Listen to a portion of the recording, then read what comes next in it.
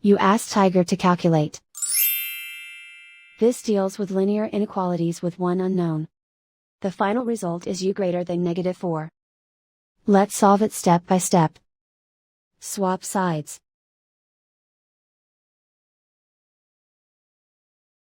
Isolate the u. Divide both sides by -5. Whenever you multiply or divide by a negative, reverse the inequality sign.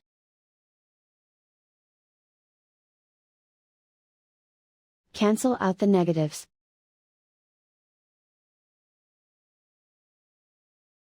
Simplify the fraction.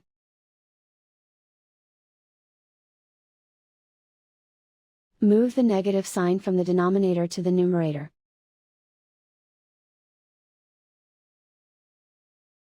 Find the greatest common factor of the numerator and denominator.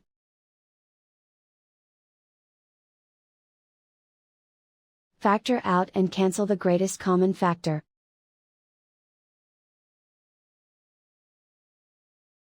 Plot the solution on a coordinate grid. And so the final result is u greater than -4.